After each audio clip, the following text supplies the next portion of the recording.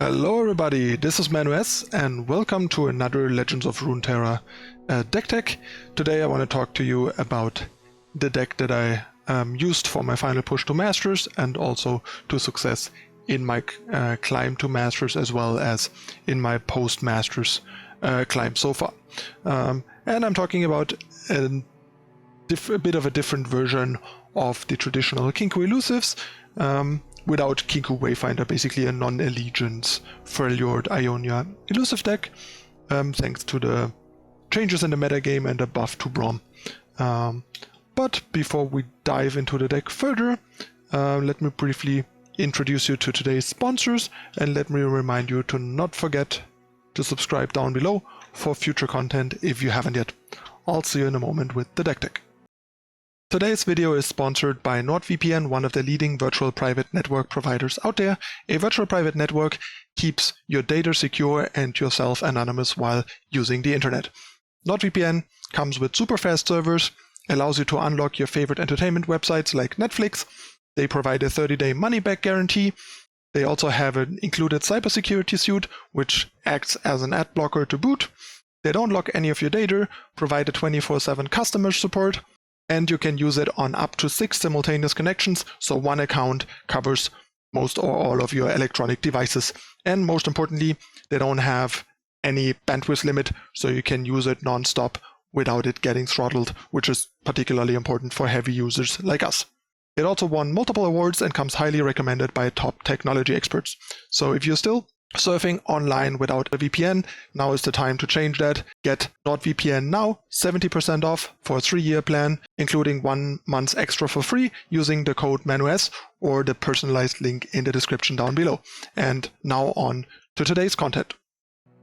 Alright, so this is the deck. It is fairly similar to the traditional Kinkou Elusives, but there are a couple of differences. Currently, I think my overall record is something like 34-18. Had a bit of a rough go in the last 10 to 12 games that have been going pretty poorly, but overall, deck has been doing pretty well. I have really liked my matchup against the Noxus Aggro deck, which is by far the most popular deck on ladder and a pretty important deck to beat, as well as a wide range of other decks. So the deck is still very well positioned, but I think abandoning Allegiance might be possibly the right move, and I'll talk about the changes and some of the potential benefits that I have seen so far and why I like them. So first off, we give up on Kinkou Wayfinder to add Braum. Braum also is 2 bodies for 1 card and 4 mana, so he also has sort of a multi-unit stabilizing impact. Especially if on his first attack he also kills something, then he virtually is like a 3-unit board difference, similar to Kinkou Wayfinder, just a little under a little different condition. It also allows you to challenge opposing elusives to make your elusives connect. It allows you to, for example, go Z into Braum, then connect, then challenge the 1 unit that would block Z and kill Z. So your Z can get in and stuff like that. There are a bunch of nice things. Then obviously buffs on Braum can give you a whole game plan on its own. Like sometimes you just get a Braum, levels, and it gets bigger and kind of runs away with the game in some matchups and stuff like that. Braum is just a really powerful and good champion now, and there's a lot of potential to playing him over Allegiance. It also means Braum always does the same. He doesn't have the chance of whiffing like Wayfinder has. Another noteworthy thing is the Noxus Aggro deck that is so popular has a bunch of bigger Overwhelm units where Wayfinder doesn't do a whole lot. So having a unit with concentrated 5 health is really good against the Ballista that is a force-free Overwhelm, for example. It also is a decent way to survive the Darius swing to win the next turn by just shoving Braum in front, eating 5 of the 6 or 10 damage and stuff like that. So having like a high health 4-drop against a deck with a bunch of aggressive units is really good, and especially overwhelmed units. The other changes, basically, we get to run Elixir over Twin Disciplines, something you can't really afford in actual Kinkou Elusives due to Allegiance.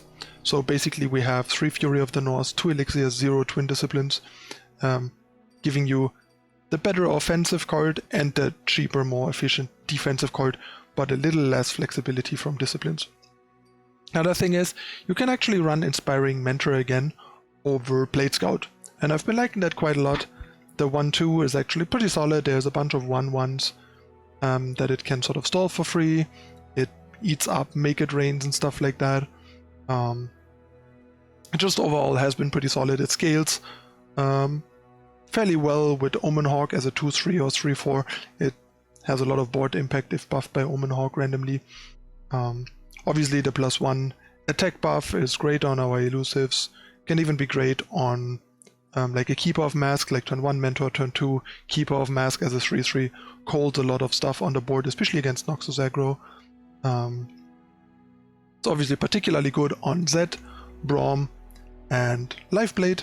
So, I mean, it's obviously not remotely as good as it has been in the past, but it is better than with Conspirator than Blade Scout is, arguably, and it's just overall a pretty solid card in the deck, and I've been pretty happy with this upgrade. Obviously with Wayfinder, Mentor doesn't make any sense. Then Keeper is an idea that I adopted from Swim. I didn't like what he did to Elusives otherwise, but I liked the idea to try and run a couple of Keepers. They play well with Braum, they play well with the more go widey draws. They are a pretty decent defensive 2-drop, especially buffed with Omen Hawk or Mentor, like I mentioned, because the stats scale really well with buffs. And yeah, it also helps Braum and stuff like that. It's just a solid option. I'm not 100% sold on the Keepers, but I like the idea of Omen Hawk or Mentor into Keeper against Noxus and stuff like that. And it has been a pretty solid card, but I could see it cutting it down the line again for other options, like an Elixir and a Protector, or a Protector and a Deny, or a Protector and an Elixir, stuff like that. But for now I want to keep messing with them. Yeah, and the rest is basically just the same. 1 Deny, 3 Will of Ionia, only 2 Protector to fit in the Keepers basically. I think Protector is very good, but it can sometimes be a bit situational, and multiples can sometimes be awkward. And if I want to fit something like Keepers, I gotta make cuts somewhere, and I think the 3rd Protector is one of the more promising options to cut. But yeah, if I would not run the Keepers, I would probably the first thing I would probably do is go back to 3 Protectors and see what I do with the other slot. And yeah, the rest is just still the same elusive stuff. But yeah, overall, the cheap Elixir and the high health Braum and stuff like that, and the benefits from Mentor have been things I have been liking quite a lot in the current metagame. And as you can see by my record, the deck is still doing pretty well overall. It seems to struggle with the new sort of Ash Sejuani beatdown deck, which is like the old Frostbite Ash type deck was always a really good matchup, but the current versions of these like beatdowny Ash Sejuani decks seem to be a bit rough at times, so that is something I have been struggling with. And Azrael decks can be a bit rough. Vi Heimerdinger is not that popular anymore with the Solitary Monk nerf, I think, and otherwise the other matchups I've all been pretty happy with usually. So yeah, give it a go. I quite like this direction with Elusives, and like I said, I hit Master with it. I think I went like 11-4 into Master with it, and overall I'm 34-18 right now, which is still a pretty good win rate. I think like over 70%. Let me quickly check it. It's 34-18, so 34 out of 52 makes, actually it's only 65%, but I'm coming off of a bit of a downswing, so yeah, the win rate should probably stabilize at a similar rate as before. Like over the 250 games before the balance change, I had 68% win rate with Elusives. So I would guess that the win rate would probably stabilize around like high 60s, low 70s long term. So yeah, a really good deck if you like proactive decks and want to play something that's a bit outside the like very obvious things like Noxus that people are preparing a lot for and want to get a leg up against other aggressive decks like the Noxus deck, this seems like a great choice as opposed to just kind of flipping coins in a mirror match, for example. So yeah, let me know in the comments what you think. So far, people that have tried the list have also liked it. Mentor seems a bit odd because it hasn't really seen much play since it got nerfed, but that partially had to do with the shift to Kinkou Wayfinder in Elusives, making Blade Scout a lot better option than Mentor, because Mentor obviously doesn't trigger from Wayfinder, so he was kind of a non-starter. But if you're not in Wayfinder, I think Mentor probably ekes out Blade Scout by a decent amount, and I've been pretty happy with it. But even if not, you can always just go back to Blade Scout, even without Wayfinder, if Mentor isn't performing. So yeah, that's the deck, and as usual, we're gonna hop into some Masters games. I'm currently in the top 50, top 45 of Masters. It's a bit hard to say with the current ratings. I have 856 LP, so we're gonna keep climbing. I got ranked in at almost 700 LP, so I think at the time there was like rank 55 or something.